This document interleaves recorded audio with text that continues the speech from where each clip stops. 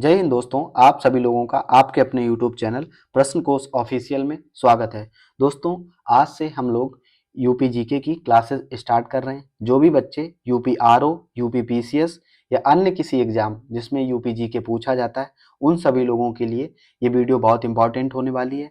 और दोस्तों, इस तरह की जो पीडीएफ है, हम ये अपनी पूरी कंप्लीट वीडियो की पीडीएफ अपने टेलीग्राम ग्रुप पे डाल दिया करेंगे और टेलीग्राम का लिंक डिस्क्रिप्शन में है, तो उससे आप सभी लोग टेलीग्राम पर जाकर वहां से पीडीएफ डाउनलोड करके निकलवा सकते हैं। दोस्तों, ये पूरी पीडीएफ 40 से 45 पेज की होने वाली, लगभग 20 पन्ने की। तो आप सभी लोग बड़े आसानी से यूपीजी के कंप्लीट कर सकते हैं। ठीक है, तो आइए हम लोग दिखा देते हैं किस तरह की हम लोगों की ये पीडीएफ होगी। इस तरह से पूरी 40 से 45 पेज की पीडीएफ होगी।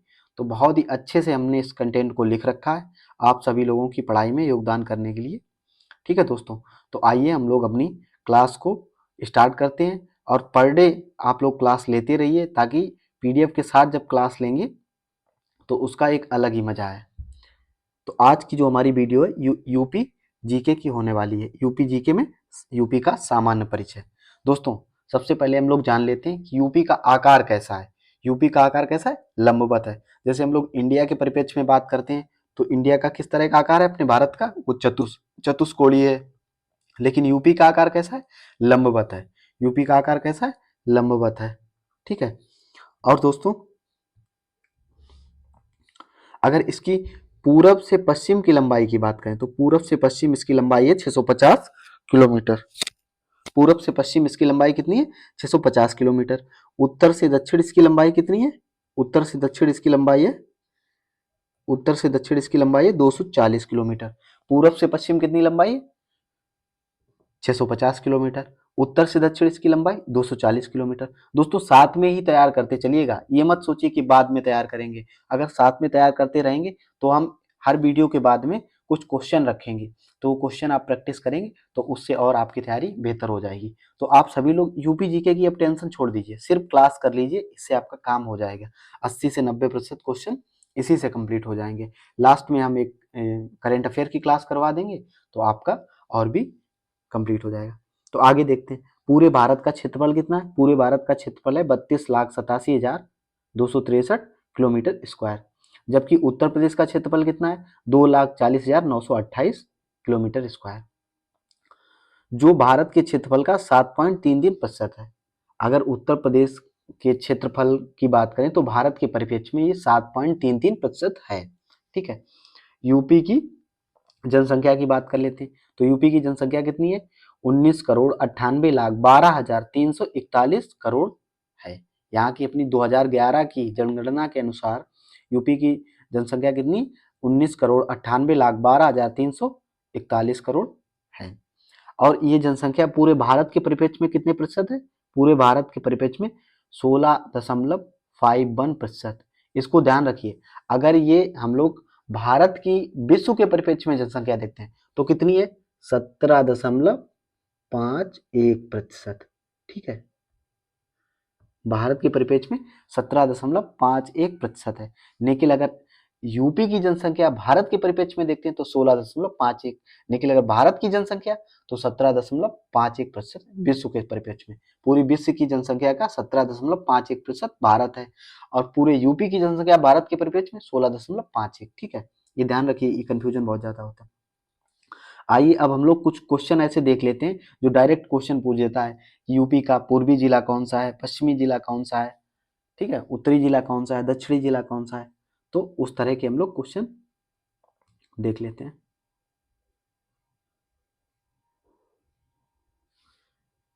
और ये मैप में भी देखते रहिए तो थोड़ा सा अंदाजा आपको लग जाएगा।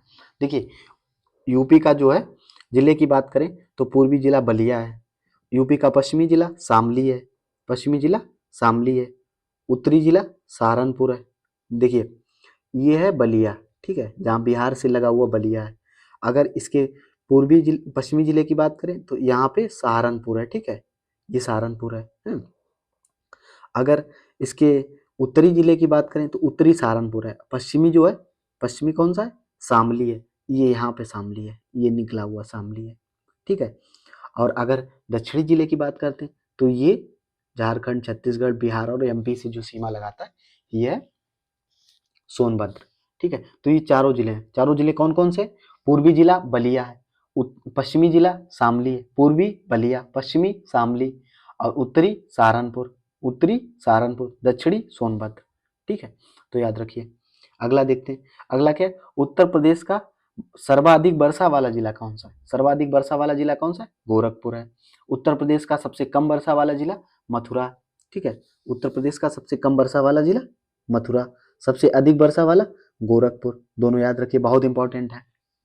इसके बाद उत्तर प्रदेश का सबसे छोटा जिला, दोस्तों छोटा जिला क्षेत्रफल की दृष्टि से हापुड़ है। अगर बड़े की बात करें तो सबसे बड़ा कौन सा है? लखीमपुर खीरी है। लखीमपुर खीरी इस जगह पे है लगभग। ठीक है, तो वो सबसे बड़ा जिला पीलीभीत से लगा हुआ लखीमपुर खीरी है। सबसे बड़ा जिला जो है वो है लखीमपुर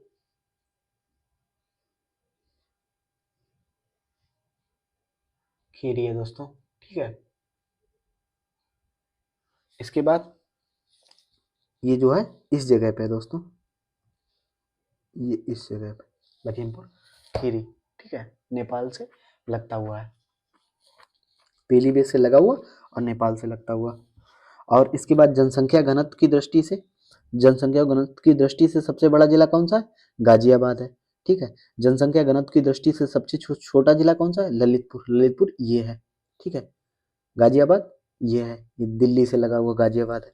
यूपी का क्षेत्रफल की दृष्टि से सबसे बड़ा जिला लखीमपुर खीरी, अभी हमने बताया लखीमपुर खीरी कौन सा? ये है। ठीक है, इसके बाद दोस्तों हम देखते हैं साक्षरता की दृष्टि से सबसे बड़ा, मतलब सबसे अधिक साक्षरता कहाँ पे है?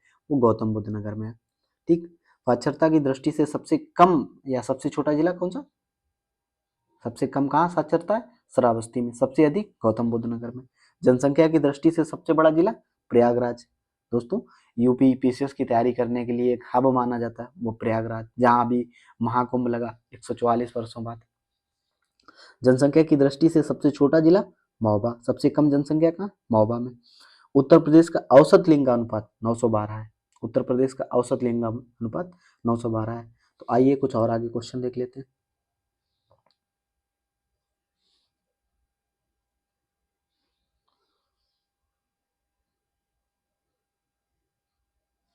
ठीक है, लिंगानुपात की दृष्टि से कुछ इंपॉर्टेंट क्वेश्चन है। देखो 4 लिंगानुपात पूछता है।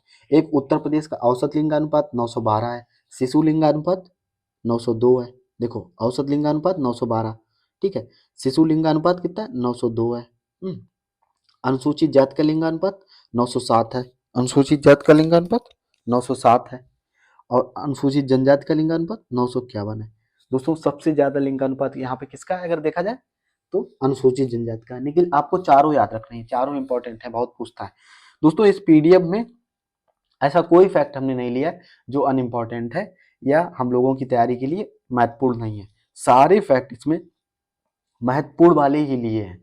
और दोस्तों आप लोगों को जो एक्स्ट्रा फैक्ट है वो पीडीएफ देंगे, उसमें ऐड कर देंगे, तो आप लोग एक बार पढ़ लीजिएगा। लेकिन इस वीडियो में जो एक एक फैक्ट है वो बहुत इंपॉर्टेंट है, तो आप लोग एक एक फैक्ट तैयार करते हुए चलिएगा साथ में। चारों देख लीजिए। औसत लिंगानुपात 912, शिशु लिंगानुपात 902, अनुसूचित जातियों का लिंगानुपात 907, अनुसूचित जनजातियों का लिंगानुपात 951। सर्वाधिक लिंगानुपात वाला जिला कौन सा है? जौनपुर है। सर्वाधिक लिंगानुपात वाला जिला जौनपुर है। सबसे कम लिंगानुपात वाला जिला गौतम बुद्ध नगर है। सबसे कम लिंगानुपात वाला जिला गौतम बुद्ध नगर है। ठीक है, उत्तर प्रदेश का एक ही महत्वपूर्ण क्वेश्चन देख लीजिए। उत्तर प्रदेश का राजकीय चिन्ह एक व्रत में के अंदर दो मछलियां और धनुष बाण। तो जो दो मछलियां हैं, अभी देखो एक UP triple SC junior analyst का एग्जाम हुआ था, उसमें दोस्तों ये पूछा गया था जो उत्तर प्रदेश का राजकीय चिन्ह है उसमें व्रत के अंदर जो दो मछलियां हैं उनका क्या मतलब है? तो ये अवध में मुस्लिम शासन का प्रतीक हुआ करती थी। तो यही क्वेश्चन पूछा गया था, उसमें ऑप्शन भी था अवध में मुस्लिम शासन का प्रतीक। और धनुष बाण, ये 1938 में इसको स्वीकृति मिली। इस चिन्ह को 1938 में स्वीकृति मिली। आइए आगे देखते हैं।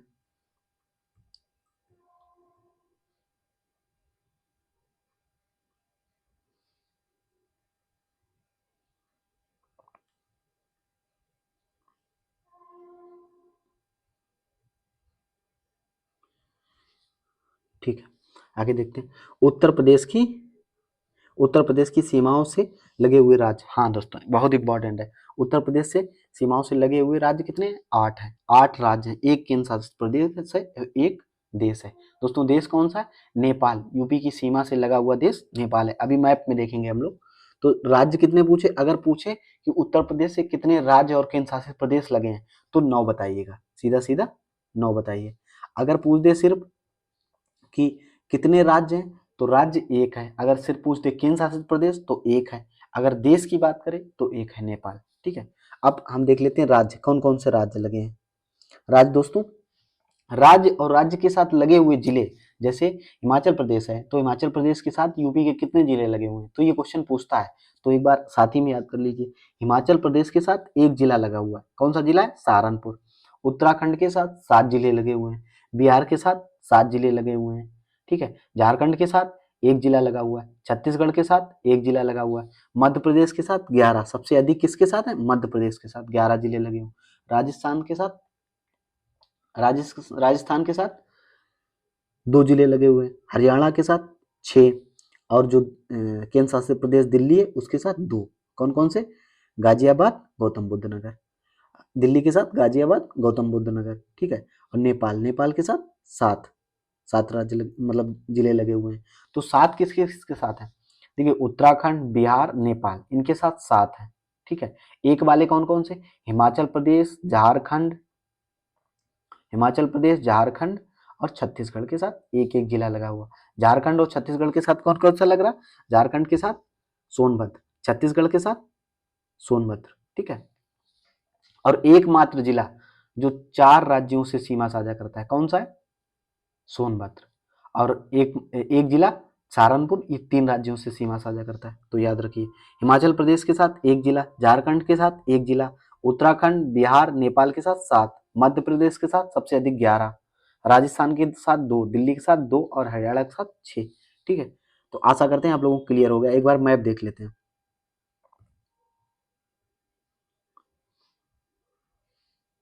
आइए मैप देख लेते हैं। ठीक है, देखिए ये यहां से लेके यहां तक ये हिमाचल प्रदेश है, और यहाँ से लेके ये यहाँ से यहाँ यहाँ तक ये उत्तराखंड है, ये यूके है। फिर यहाँ से लेके यहाँ से यहाँ तक ये नेपाल है, इसके साथ 7 है। उत्तराखंड के साथ 7 है, बिहार के साथ 7 है।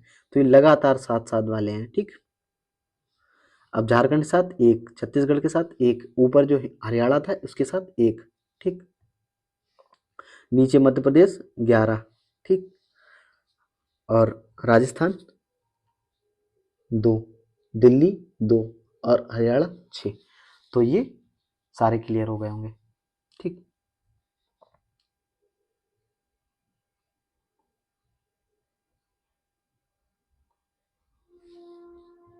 आगे देखते हैं। उत्तर प्रदेश का राजकीय पशु क्या है? उत्तर प्रदेश का राजकीय पशु बारहसिंगा। उत्तर प्रदेश का राजकीय पक्षी सारस या क्रोच बोल देते हैं। ग्रुस एंटीगोन, इसका जो है वैज्ञानिक नाम क्या है? ग्रुस एंटीगोन। ठीक है, उत्तर प्रदेश का राजकीय पुष्प टेसु या पलाश, इसको ब्यूटिया मोनोस्पर्मा, ये बहुत इंपॉर्टेंट है, ध्यान रखिए। 5 स्टार क्वेश्चन है कि अगर टेसु पलाश ना देके ब्यूटिया मोनोस्पर्मा दे देगा और आप लोग गलत कर देंगे। तो याद रखिए, इसको टेसु भी बोलते हैं, पलाश भी बोलते हैं, ब्यूटिया मोनोस्पर्मा बोलते हैं। इसी को जंगल की आग भी बोलते हैं। अरे हम लोग अपनी देसी भाषा में इसको ढाका बोल देते हैं, ढाक, ढाक का पेड़, मतलब जिसमें देखा होगा बहुत सारे फूल, फूल ही फूल, फूल पूरे पूरे उसमें एकदम हो जाता है रेड कलर का, तो इसीलिए इसे जंगल की आग भी बोलते हैं। उत्तर प्रदेश का राजकीय वृक्ष क्या है? अशोक है। राजकीय वृक्ष क्या है? अशोक है।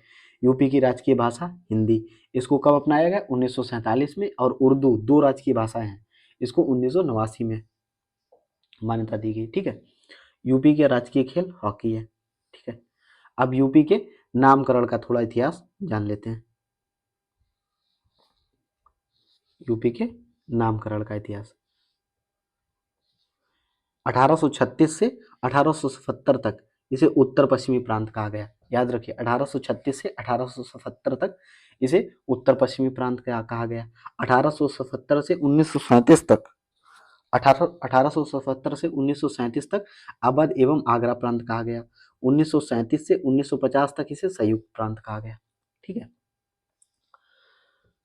और जो इसे उत्तर प्रदेश नाम इसे कब दिया गया? 24 जनवरी 1950 को इसे उत्तर प्रदेश नाम दिया गया। अभी तक उत्तर प्रदेश ही नाम से हम लोग जानते हैं। ठीक है। और उत्तर प्रदेश दिवस कब मनाते हैं? 24 जनवरी को उत्तर प्रदेश दिवस मनाते हैं। और इसकी घोषणा कब हुई दोस्तों? 2015 में। उत्तर प्रदेश दिवस की घोषणा कब हुई? 2015 में। लेकिन पहली बार कब मनाया गया? ये 2018 में योगी जी द्वारा इसकी शुरुआत की गई। 2018 में उत्तर प्रदेश दिवस। पूछ देगा कि उत्तर प्रदेश दिवस कब मनाते हैं, तो 24 जनवरी को। सबसे पहले कब मनाया गया? 2018 में। इसको स्वीकृति कब मिली? 2015 में। ठीक है। तो आइए आगे देखते हैं।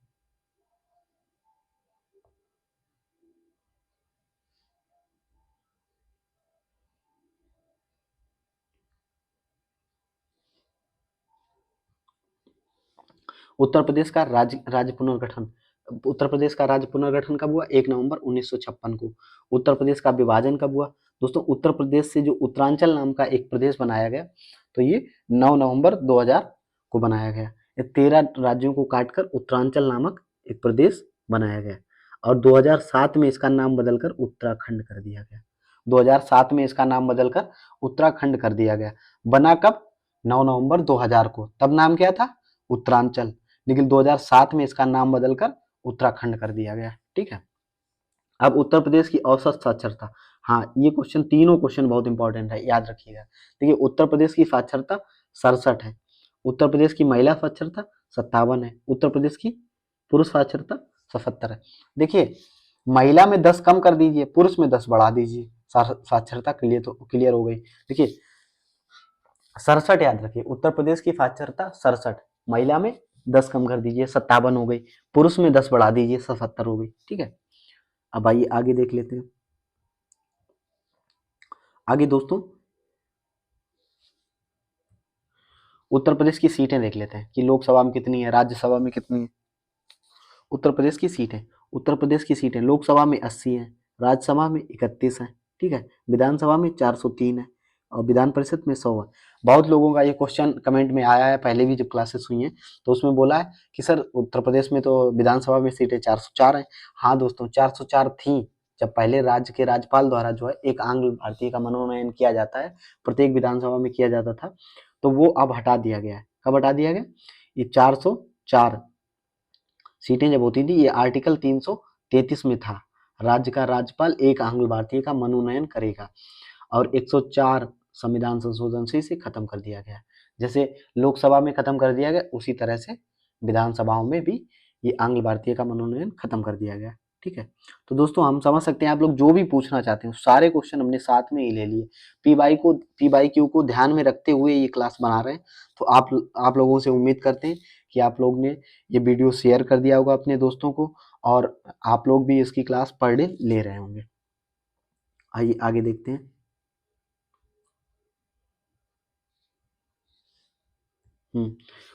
सभी सीटों के मामले में उत्तर प्रदेश प्रथम है। देखिए, चाहे लोकसभा में हो, लोकसभा में 80 है, राज्यसभा में 31 है, विधानसभा में 403 है, विधान परिषद में 100 है।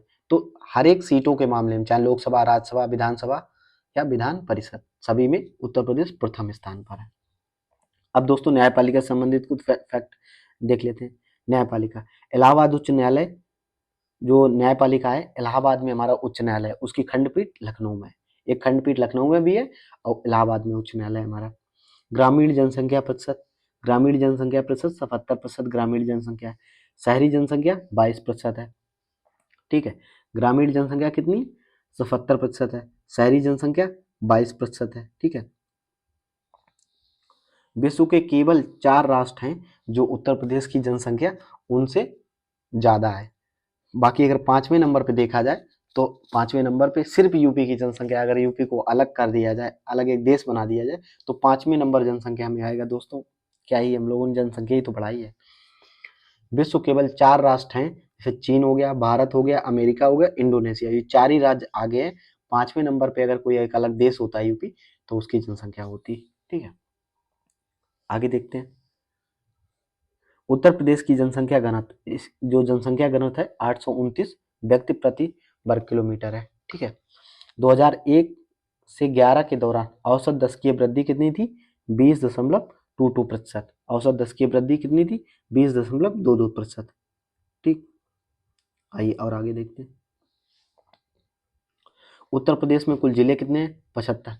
बाकी दोस्तों अभी जब ये कुंभ चला तो कुंभ एक महाकुंभ नाम से एक जिला घोषित कर दिया गया, तब 76 जिले बने थे, लेकिन वो अस्थायी रूप से था, स्थायी नहीं। ठीक है, तो 75 जिले हैं। अगर उत्तर प्रदेश में नगर निगम की बात करें तो 17 हैं, मंडल की बात करें तो 18 हैं। अगर अभी 17वां नगर निगम की बात करें तो शाहजहांपुर बना, जो 17वां नगर निगम नवीनतम नगर निगम बना है वो शाहजहांपुर बना। उत्तर प्रदेश में मंडल 18वां मंडल नवीनतम मंडल है अलीगढ़। ठीक है, 75वां जिला कौन सा है? संबल या हापुड़ में से जो ऑप्शन में वो मान लेते, कोई संबल कहता कोई हापुड़। ठीक है, तो 75वां संबल वैसे ज्यादा सटीक आंसर है इसका। हमने आपको दोनों बता दिए, जो भी आता है आप कर सकते हैं दोनों में से, अगर तो संबल ज्यादा। आगे देखते हैं।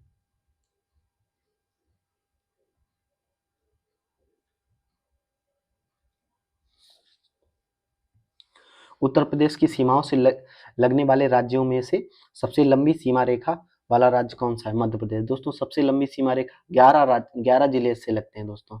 ठीक है, तो इसी वजह से सबसे अधिक इसकी सीमा, एक बार जिले चाहो तो रिवाइज कर लो दोस्तों। उत्तराखंड के साथ कितने जिले लग रहे हैं? 7।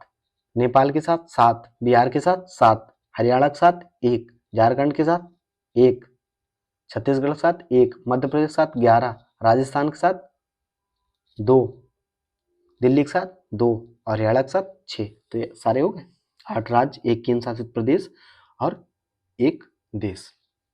सबसे छोटी सीमा किसके साथ? हिमाचल प्रदेश के साथ। हिमाचल प्रदेश का 1 जिला। ठीक, सोनभद्र उत्तर प्रदेश का एकमात्र ऐसा जिला है जिस 4 राज्यों से सीमा, हम जैसा कि हम बता भी चुके हैं आप लोगों को कि सबसे ज्यादा जो जिले हैं वो सोनभद्र के साथ लगते हैं। ठीक है, ललितपुर एक ऐसा जिला है जो 3 ओर से मध्य प्रदेश से घिरा है और ये केवल यूपी के झांसी जिले से सीमा साझा करता है। अगर पूछ दे कि कौन सा जिला है जो सिर्फ एक जिले से अपनी सीमा साझा करता है, वो दोस्तों ललितपुर है। ये सिर्फ केवल झांसी से अपनी सीमा साझा करता है। आइए आगे देखते हैं।